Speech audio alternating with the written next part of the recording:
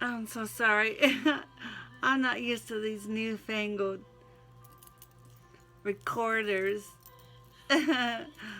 or whatever on my iPhone, on Sunshine's iPhone, but I'm getting used to it. But not to this ocean air out here in Riverside, although I've yet to see a river or the ocean, but that's all right. My cousins take good care of me. Sunshine does the writing. They like me to do the reading. I think because of my southern accent. And I guess some people like to hear me sneeze. And I don't know why, but that's all right. And I would like to say Marhaban, and I hope I'm saying that right, Hussein, my new son out there in Alexandria, Egypt, and his friend Mohammed. And I'm sorry, Mohammed, I don't remember your um, nickname. I didn't even know they have nicknames out there in Alexandria, Egypt. But there you go.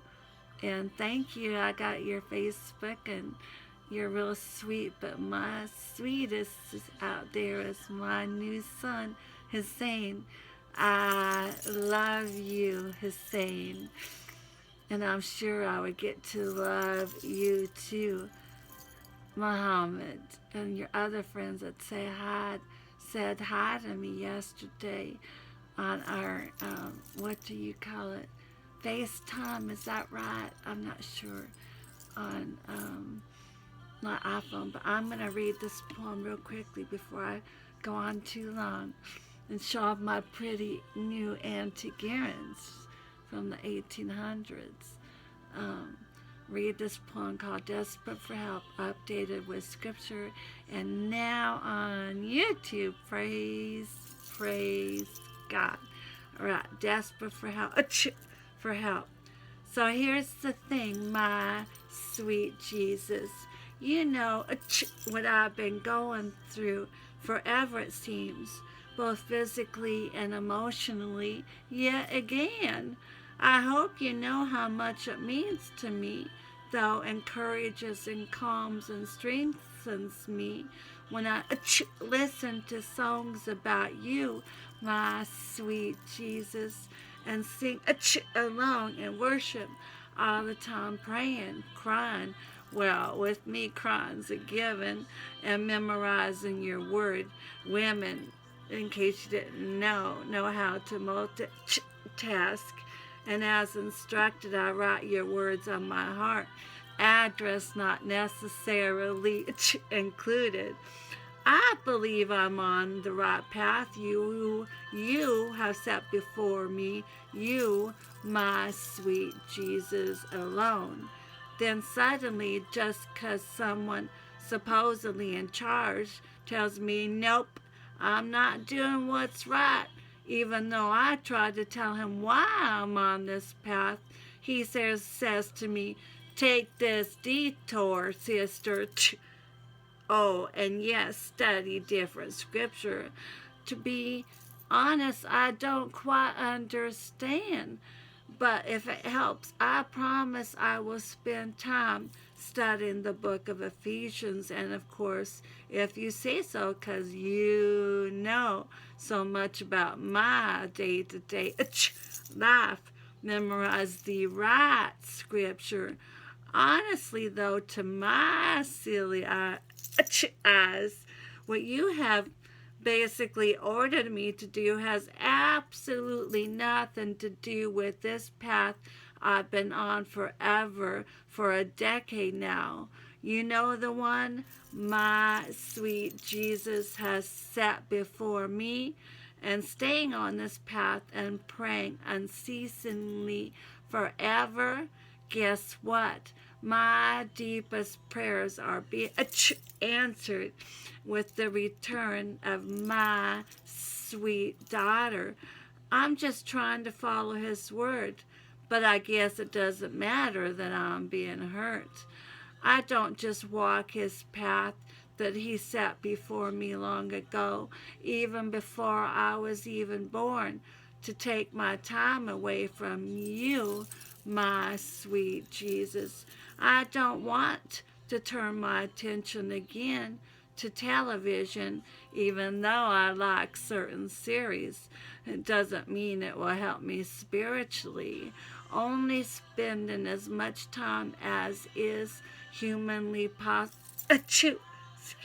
possible, taking into consideration my current emotional and physical condition with my sweet Jesus.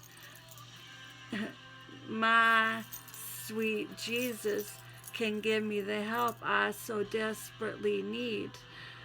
My sweet Jesus, I long to know your word more. I want to spend time talking to you. I want to plant as many seeds I can. After all, I am the granddaughter of a cotton farmer, and even though it hasn't happened yet, I will not give up on asking you to hold my hand and take me through a walk in your beautiful garden. Beautiful garden. How sweet you are, Jesus, to take such a shy, not to mention apparently sensitive girl and turn her into me. These simple words I write, as I have said before, that come from you, have been read, still a problem with ours, have been read wonderfully, unpredictably, not just all over this country, but all over the globe, most especially Alexandria, Egypt. I just pray I have planted at least one seed lovingly. For as it is written in your word, Google it and find it. You take the weak, my sweet Jesus, to shame the strong. P.S. Could someone out there please turn one of my poems into a song and scripture? Try to get through this quickly. Psalm 84:10. Better is one day in your courts than 1,000 elsewhere. Oh, I'm so sorry. Psalm 35:4. May those who seek my life be disgraced and put to shame. May those who plot my ruin be turned back in dismay.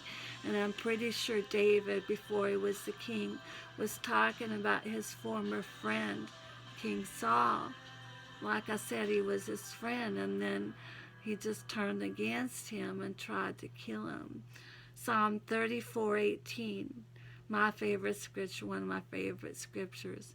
The Lord is close to the brokenhearted and saves those who are crushed in spirit. And I will end it there before I get too long and you don't want to watch me, even with my long pretty hair and my southern accent, the sneezes, and say that God bless you. And remember, please remember that Jesus loves you and me too, even with my sneezes. Alrighty, and see you later, or talk to you later, alligator.